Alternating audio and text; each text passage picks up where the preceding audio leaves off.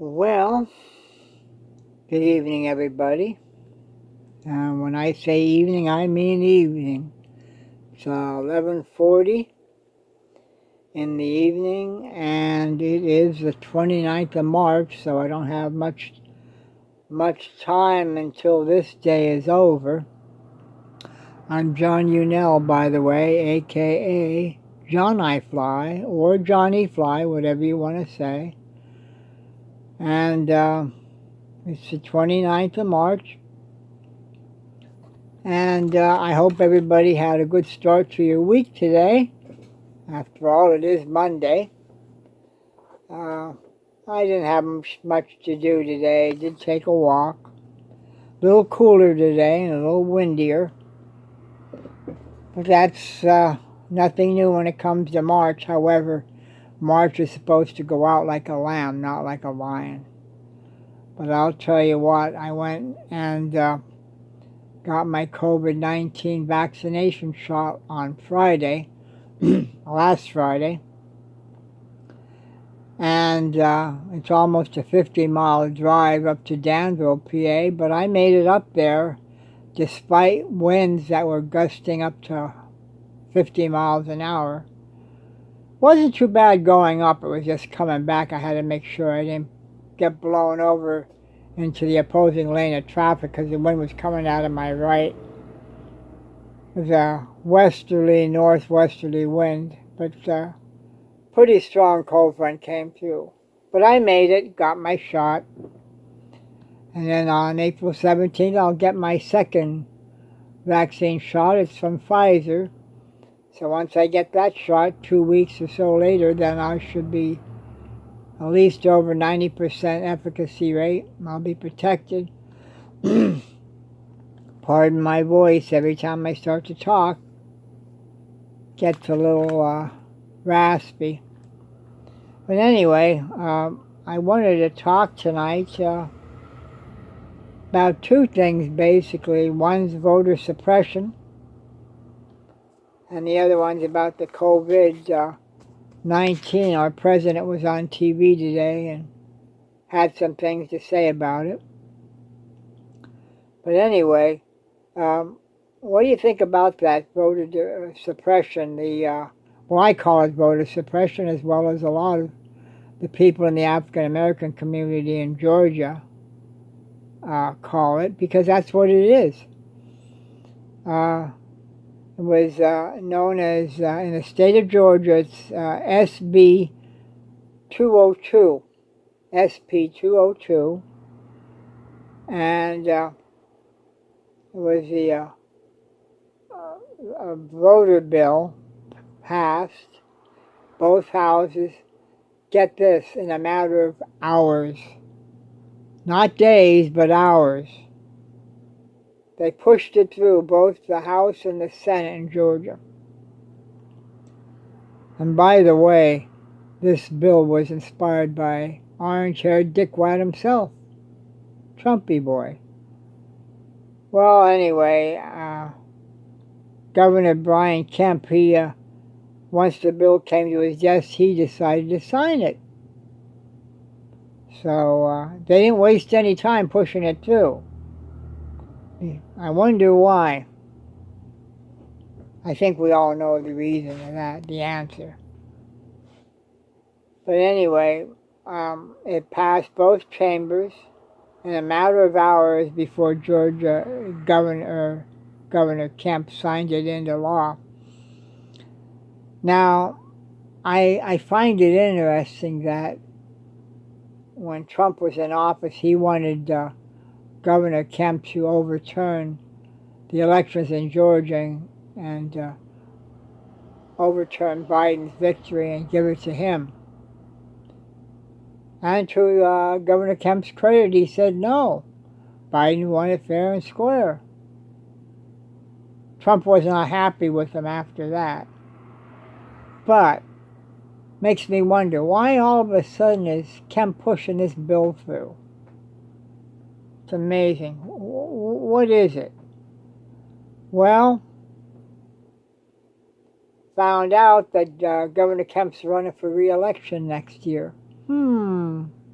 Gee, I wonder if that had something to do with it. You think? Well, he's running for re-election next year. What does that tell you? I think I know why. If you follow Trump well, he's going to be Mr. Big Shot. He's going to support those who stuck up for him. So while Trump had a beef with Kemp because he didn't overturn Biden's victory, now he's changing the laws, and it doesn't matter if it screws over African American voters. He's going to be in Donald Trump's good graces. I mean, after all, the elections are going to be coming up soon, next year. So we got to get under Trump's good graces, so we might as well buckle down and do what Trump wanted in the first place. And that's what he's doing. So, what does the new law cover? This is basically, I don't know if I covered all of them here, but it imposes new voter ID requirements. Now, I know up here in Pennsylvania, when I go to vote, I showed my ID originally when I registered to vote. So basically, I come in. I mean, if they want to look at my ID, they can. It's a photo ID, driver's license. And then I sign a form. Now, that's if I'm voting in person. So I may just do that this time. And then once I'm signed in, I go and cast my vote. They give you a little card. You stick it in the machine and it gives you your ballot. So I'm not sure what's the point with the ID. You know, I would think most people do that. Maybe some don't. I don't know. But I would think it would be universal as far as across the United States. Maybe I'm wrong. But that's the one thing it does. And the next thing, and this is interesting, the new law empowers state officials to take over, get this, state officials taking over the local election boards. Now, why the hell would they want to do that unless they're up to something shady? That's what I think it would be. So it's giving more leeway to the government, and especially if, the state government, especially if you have a Republican majority, boy, just think what they can do. It limits the use of the ballot drop boxes. Now that, I think, is another line of bullshit. Because there are people that, who knows, they may not have the transportation, depending on how far their voting poll is, where they have to go and vote. So it's probably more convenient for them to have ballot boxes nearby. Well, we can't have that now, can we? That might mean too many Democrat voters will be in there and vote the Republicans out. That's what I think it's all about. They're so afraid of losing now. They don't like to lose. They don't like that feeling of losing. I mean, after all, wasn't Donald Trump a winner? Right. But this next thing is a real kicker. Now get this. We're the United States of America. Well, get this. This same bill that he just signed into law in Georgia, it makes it, I hope you're sitting down, it makes it a crime to approach voters in the line. It makes, if you approach a voters in line with water or food, that's a crime now. Did you know that? Yeah. Wow. And you know how long those lines were the last year's elections. They snaked quite a bit. And you're talking down in Georgia, it's pretty hot down there. That didn't matter. You know, people come, hey, you want some bottled water or whatever, and that's wonderful. You know? Well, now, no. Governor Kemp doesn't want that. The GOP in Georgia doesn't want that. My goodness, because if they don't get that food and stuff or water, that means they'd have to step out of line. And guess what? There they lose their place. This is what the GOP is up to. And it's not just limited to Georgia. I understand, I believe there's 42 or so other states across the country want to do this nonsense. So I wonder who the hell's behind that. I give you two guesses, or three guesses. The first two don't count. Big hint, he's got orange hair. And he's also got a big gut on him, too. Can you imagine? I can't believe that. Well, anyway, didn't stop there.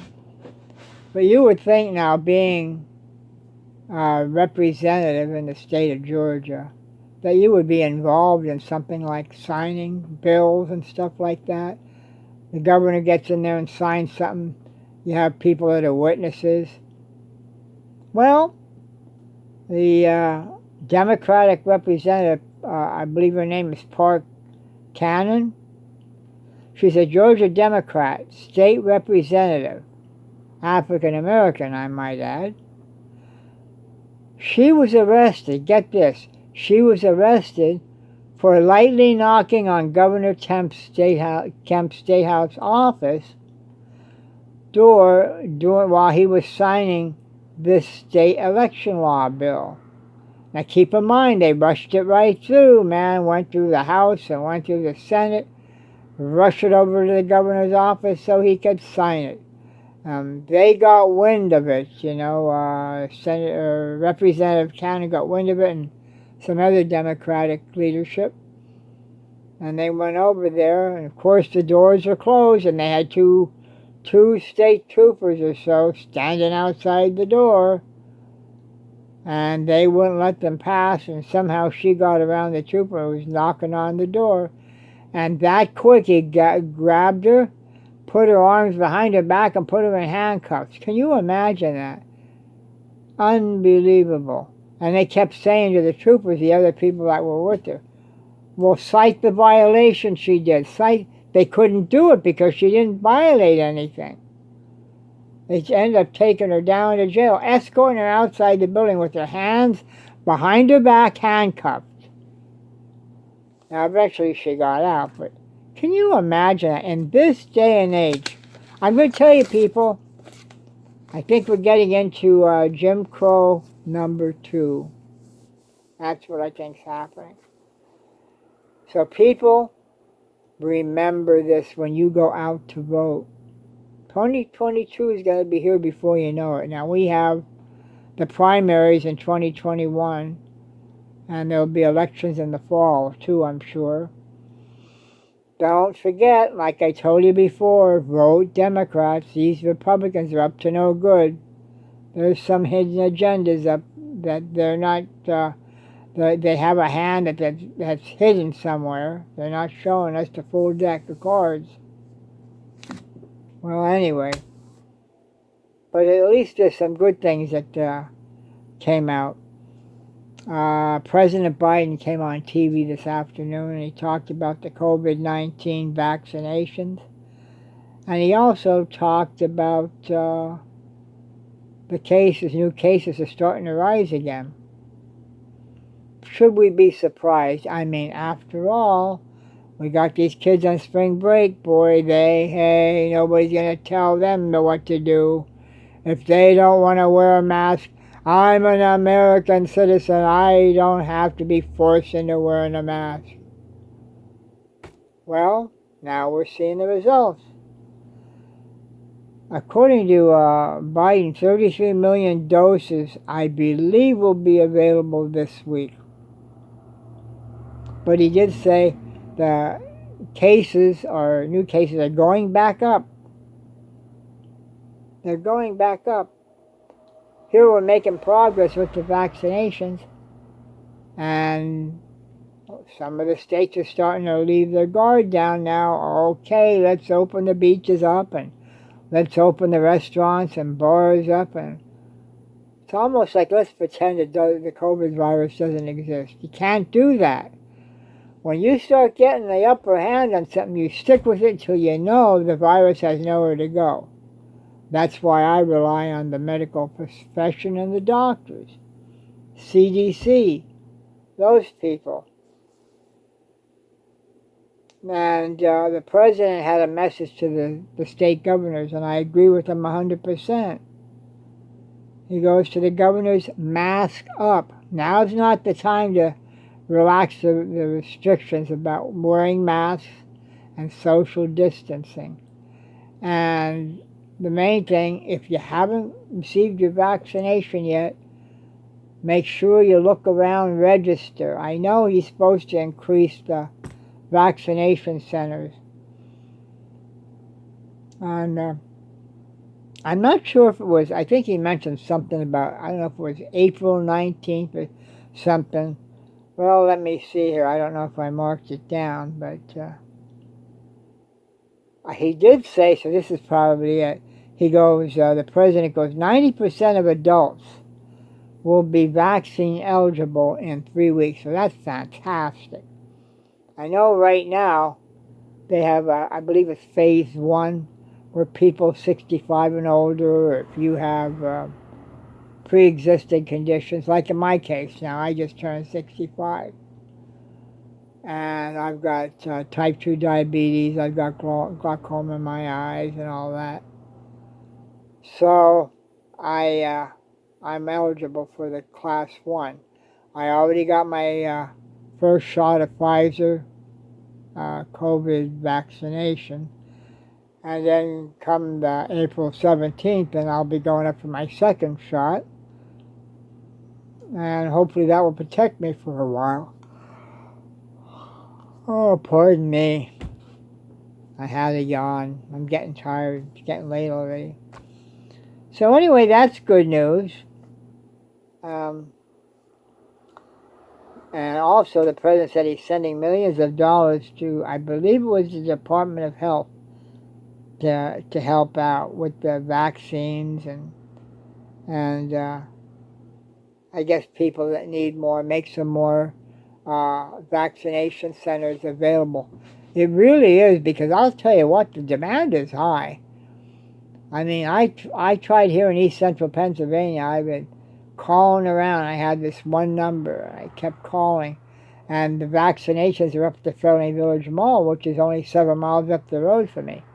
I kept trying.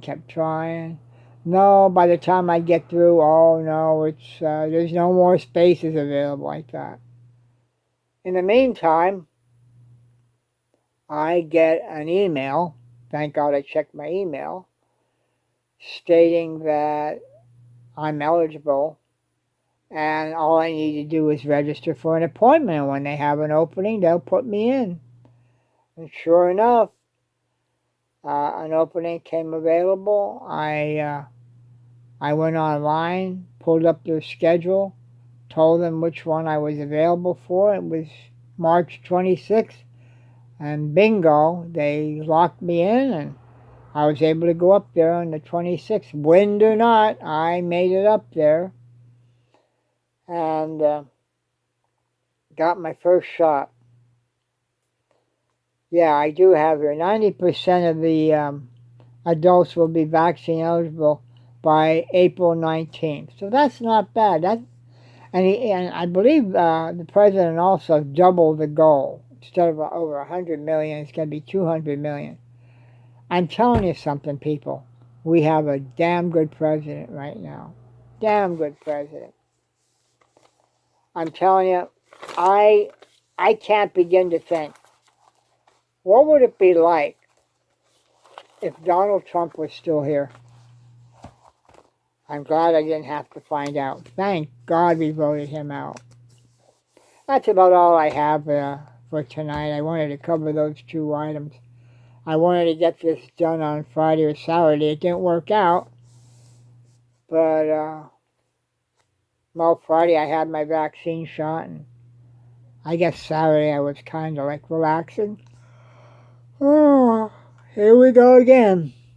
until I'm getting tired. But anyway, I'm really excited with President Biden.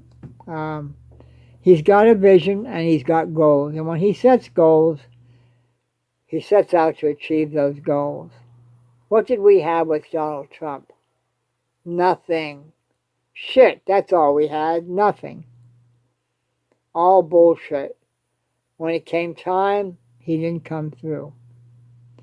So anyway, thanks for taking the time to listen to me. Remember, you can follow me on my YouTube channel. I go by John I Fly, and that's all small case letters. JOHNI, F as in Frank, L as in love, Y. And you can also follow me on Facebook under my real name, John R. Unell. In case you wonder what my middle initial stands for, it's Robert, Robert. But on Facebook, I just go John R. Unell, Unell. So you can follow me there. Make sure you like the videos, subscribe if you're a new follower, and feel free to comment. I do look over those comments. I read them over, and I'm thrilled to see when you comment. So give me your honest views, share with what you think, and I appreciate you very much taking the time to listen in. And I guess that's all I have to say. Spring is here, of course. We may get snow showers come Thursday. Spring is an up and down season. You never know. You start getting some good days and you know, well, I better not get used to it too quickly because we may be in the 70s now, but it'll plummet. I know 2015, 2016, we had late springs. I mean, it warmed up like maybe in January, and by April, we had, what was it, 2015, I know for sure we had a few snowstorms. 2016, we had one big snowstorm in March, around, I think, the 15th, 16th. So that was in 2016. That was a year before they closed down the mill when I worked at Class Tech. But anyway, I'm glad spring is here. It's my favorite season of the year. Thanks for taking the time to listen to me. And until next time, like I said, like and subscribe to my channel on YouTube under John I Fly. And once in a while, too, I put some other videos. I put one video of Robin singing, hey, spring is my favorite time of the year. When the robins come back, I enjoy it. When the geese come back, I try to get it on camera here. And, you know, you go through a long winter, and when spring comes, it's my favorite season. I'm just not crazy. You know, I might like the first storm or two in the winter, and that's it. It's like, okay, that's it. But anyway, you take care, everybody. It is Monday night, and I will see what happens. Oh, they did start the George Floyd trial today. It was pretty amazing video when they showed that. It was actually, what was that, 9 minutes and 29 seconds, I believe they said total. So it's going to be interesting. I don't know if CNN's going to cover every day of it, but I'll tell you what. My personal opinion, I think that officer's guilty. But we'll give the guy a fair trial. Let's see what happens. But I'm pretty sure I'd be willing, if I was a betting man, I'd be willing to bet that the prosecution's going to prove their case. But anyway, all right, people, take care. I'm going to get ready to go to bed soon. Have a good night, and I will talk to you soon, probably by midweek. Okay? Have a good night. Good night now.